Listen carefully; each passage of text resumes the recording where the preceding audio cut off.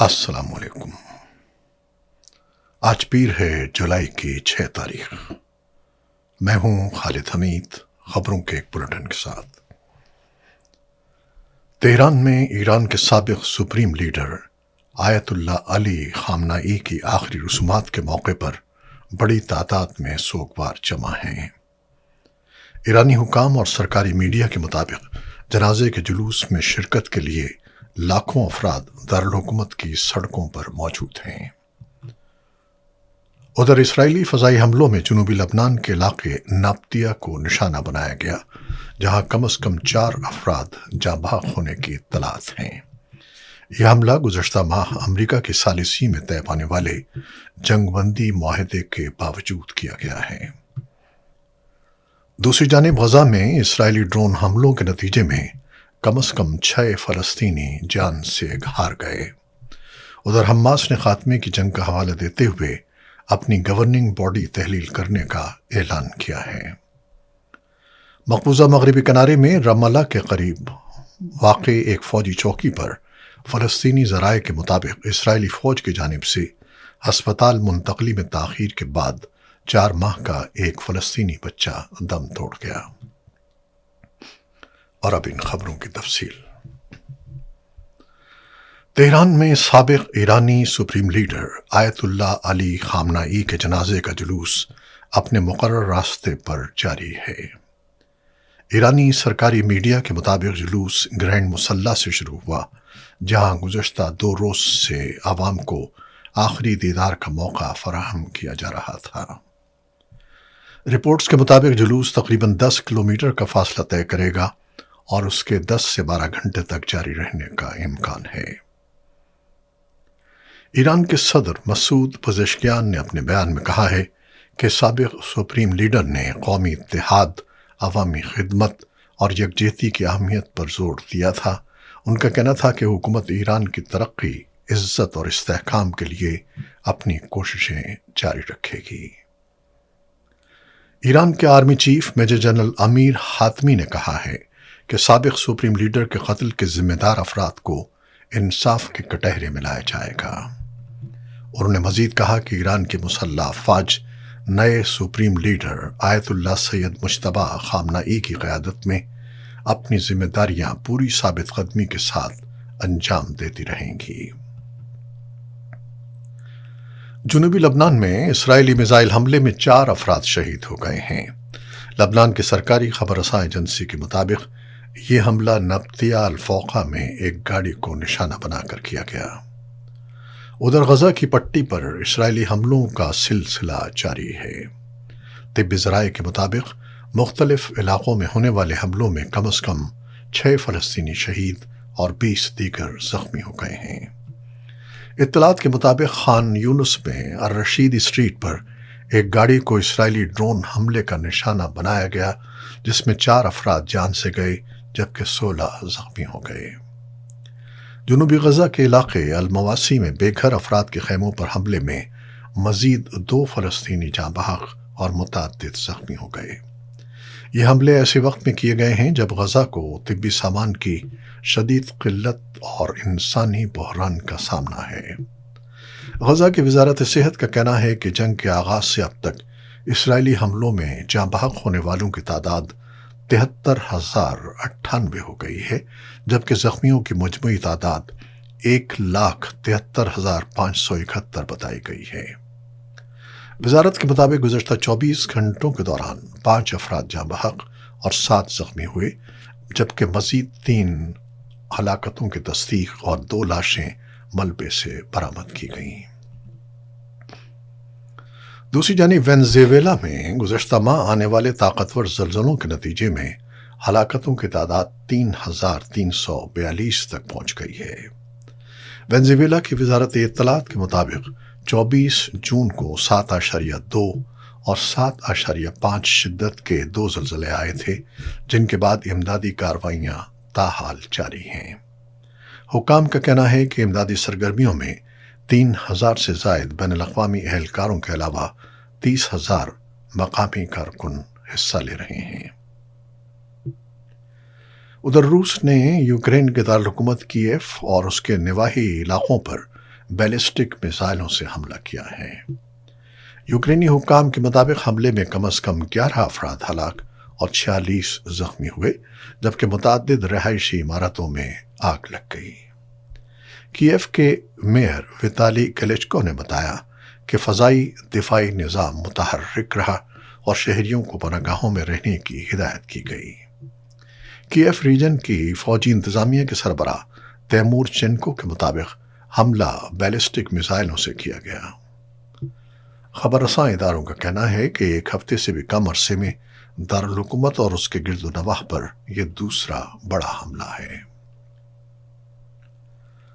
ادھر سری لنکا کے شہر نیگومبو کے جیل میں قیدیوں کے درمیان ہونے والے پرتشدد تصادم میں 25 افراد ہلاک اور تقریباً 100 زخمی ہو گئے ہیں۔ شنہوا نیوز ایجنسی کے مطابق ہلاک ہونے والوں میں 5 جیل اہلکار اور 20 قیدی شامل ہیں۔ حکام کے مطابق جھڑپیں اتوار کی دوپہر قیدیوں کے 2 گروپوں کے درمیان شروع ہوئیں۔ اگرچہ اتوار کی رات تک صورتحال پر قابو پا لیا گیا، تاہم پیر کی صبح دوبارہ تشدد کے واقعات پیش آئے۔ حکام کا کہنا ہے کہ حالات معمول پر لانے کے لیے نیگومبو جیل کے قیدیوں کو مرحلہ وار دیگر جیلوں میں منتقل کیا جا رہا ہے۔ وائٹ ہاؤس نے اعلان کیا ہے کہ امریکی صدر ڈونلڈ ٹرمپ ترکیہ کے دارالحکومت انقرہ میں ہونے والے نیٹو سربراہی اجلاس میں شرکت کریں گے۔ بیان کے مطابق صدر ٹرمپ اجلاس کے موقع پر یوکرین کے صدر ولادیمیر زیلنسکی سے بھی ملاقات کریں گے۔ وائٹ ہاؤس کے مطابق صدر ٹرمپ کی شام کے صدر احمد الشرا سے بھی ملاقات متوقع ہے۔ نیٹو کا 2 روزہ سربراہی اجلاس 7 اور 8 جولائی کو انقرہ میں منعقد ہو رہا ہے۔ ادھر ذرائع کا کہنا ہے کہ نیٹو اجلاس کے موقع پر صدر ٹرمپ اور یوکرینی صدر ولادیمیر زیلنسکی کے درمیان ملاقات کے بعد امریکی صدر کی روسی صدر ولادیمیر پوٹن سے بھی بات چیت متوقع ہے، جس کا مقصد تعطل کا شکار امن مذاکرات کو دوبارہ آگے بڑھانے کی کوشش کرنا ہے۔ دوسری جانب سوئٹزرلینڈ کے شہر جنیوا میں 2 روزہ گلوبل AI گورننس ڈائیلاگ کا آغاز ہو گیا ہے۔ افتتاحی اجلاس سے خطاب کرتے ہوئے اقوام متحدہ کے سیکرٹری جنرل اینتونیو گتریس نے کہا کہ مصنوعی ذہانت کے عالمی نظم و نسق سے متعلق یہ پہلا مکالمہ ہے جس میں دنیا کے تمام ممالک کو شرکت کا موقع فراہم کیا گیا ہے۔ انہوں نے اس بات پر زور دیا کہ عالمی تعاون کو عملی اقدامات میں تبدیل کرنا ضروری ہے تاکہ مصنوعی ذہانت کو زیادہ محفوظ، منصفانہ، قابل رسائی اور اخلاقی اصولوں سے ہم آہنگ بنایا جا سکے۔ رپورٹس کے مطابق 2 روزہ اجلاس میں دنیا بھر سے تقریباً 1500 نمائندے شریک ہیں جو مصنوعی ذہانت کے نظم و نسق سے متعلق مختلف امور پر تبادلہ خیال کریں گے۔ یہ مکالمہ اقوام متحدہ کی جنرل اسمبلی کی جانب سے سن 2025 میں منظور کی گئی قرارداد کے تحت منعقد کیا جا رہا ہے۔ اس کا مقصد تمام 193 رکن ممالک کو AI گورننس کے لیے مشترکہ عالمی لائحہ عمل پر مشاورت کا موقع فراہم کرنا ہے۔ اسلام آباد میں خاتون کی مدد کے دوران فائرنگ سے جاں بحق ہونے والے پاک فضائیہ کے افسر گروپ کیپٹن عاصم طارق کے قتل کے الزام میں پولیس نے ایک مشتبہ ملزم کو گرفتار کر لیا ہے۔ پولیس حکام کے مطابق سعد عباسی نامی ملزم کو تھانہ کھنہ کی حدود سے گرفتار کیا گیا۔ ابتدائی تحقیقات کے مطابق واقعہ اس وقت پیش آیا جب group captain Asim Tariq 9th avenue سے گزر رہے تھے اور انہوں نے ایک موٹر سائیکل پر سوار خاتون کو بظاہر مزاحمت کرتے دیکھا۔ پولیس کا کہنا ہے کہ افسر نے مداخلت کی، جس کے بعد ملزم اور ان کے درمیان تلخ کلامی ہوئی اور فائرنگ کر دی گئی، جس سے گروپ کیپٹن عاصم طارق جاں بر نہ ہو سکے۔ پولیس کے مطابق خاتون نے بیان دیا ہے کہ ملزم اس کا دفتر کا ساتھی تھا جس نے اسے ساتھ لے جانے کی پیشکش کی تھی، تاہم بعد میں وہ طے شدہ راستے سے ہٹ گیا جس پر اس نے مزاحمت کی۔ خاتون کے مطابق اسی دوران گروپ کیپٹن عاصم طارق نے مداخلت کر کے اس کی مدد کی۔ اسلام آباد کے انسپیکٹر جنرل پولیس علی ناصر رضوی نے نیوز کانفرنس میں بتایا کہ واقعے کی تحقیقات کے لیے 11 ٹیمیں تشکیل لی گئی تھیں۔ ان کے مطابق ملزم کا تعلق ایبٹ آباد سے ہے اور اسے واقعے کے تقریباً 9 گھنٹے بعد گرفتار کر لیا گیا۔ آئی جی پولیس نے کہا کہ مقدمے کی تفتیش قانون کے مطابق آگے بڑھائی جائے گی اور ملزم کو الزام کے کٹہرے میں لایا جائے گا۔ ادھر افغانستان کے صوبے بدخشاں میں معدنی وسائل پر اختلافات کے باعث طالبان حکام اور مقامی کمانڈر جمعہ خان فاتح کے درمیان کشیدگی برقرار رہی۔ رپورٹس کے مطابق طالبان قیادت نے جمعہ خان فاتح کو باغی قرار دیتے ہوئے ان کے خلاف کارروائی کا حکم دیا ہے، جبکہ طالبان کے خصوصی دستے ضلع شاہنان میں تعینات کیے گئے ہیں۔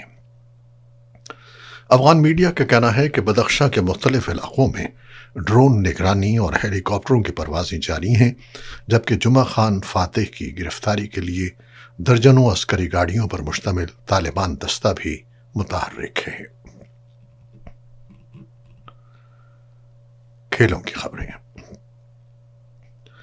پاکستان کرکٹ بورڈ نے بابر اعظم کو ایک بار پھر پاکستان ٹیسٹ ٹیم کا کپتان مقرر کیا ہے۔ پی سی بی کی سلیکشن کمیٹی کے سربراہ عاقب جاوید نے مصباح الحق اور اسد شفیق کے ہمراہ پریس کانفرنس میں اس فیصلے کا اعلان کیا۔ اعلان کے مطابق بابر اعظم آئندہ 2 دورہ ویسٹ انڈیز میں ٹیسٹ ٹیم کی قیادت کریں گے۔ اس موقع پر دورے کے لیے 16 رکنی قومی ٹیسٹ اسکواڈ کا بھی اعلان کیا گیا ہے۔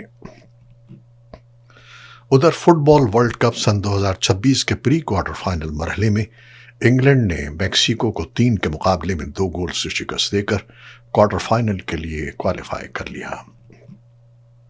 انگلینڈ کا اگلا مقابلہ کوارٹر فائنل میں ناروے سے ہوگا۔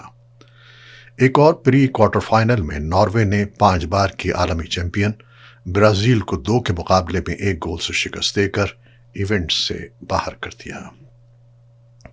ناروے کی جانب سے دونوں گول ارلنگ ہالینڈ نے اسکور کیے۔ برازیل کی جانب سے واحد گول میچ کے اختتامی لمحات میں نیمار جونیئر نے پینلٹی کک پر کیا۔ اس شکست کے بعد ناروے پہلی بار ورلڈ کپ کے کوارٹر فائنل میں پہنچ گیا ہے، جبکہ برازیل کی مہم اختتام پذیر ہو گئی۔ میچ کے بعد بعض رپورٹس میں دعویٰ کیا گیا ہے کہ نیمار جونیئر نے انٹرنیشنل فٹ بال سے ریٹائرمنٹ کا اعلان کیا ہے، تاہم اس کی باضابطہ تصدیق موجود نہیں ہے۔ ادھر ومبلڈن ٹینس میں جاپان کی نومی اوساکا نے ومبلڈن میں عالمی نمبر 1 آریانا سابالینکا کو اسٹریٹ سیٹس میں شکست دے کر کوارٹر فائنل کے لیے کوالیفائی کر لیا ہے۔ نومی اوساکا نے میچ 6-2 اور 7-6 سے جیتا اور پہلی بار ومبلڈن کے کوارٹر فائنل میں جگہ بنا لی۔ اوساکا نے رواں ٹورنامنٹ میں اب تک کوئی سیٹ نہیں ہارا ہے۔ یہ تھیں وہ خبریں جو یوٹیوب چینل پر ہم نے آپ کے لیے پیش کی ہیں۔ آپ ہمارے چینل کو دیکھتے ہیں، شیئر کرتے ہیں، پسند کرتے ہیں اور اپنے کمنٹس میں اپنی محبتوں کا اظہار کرتے ہیں، جس کے لیے ہم آپ کے بے حد ممنون ہیں۔ اپنی ان کوششوں، ان کاوشوں کو جاری رکھیے گا۔ خالد حمید کو اب اجازت دیجیے گا۔ اللہ حافظ۔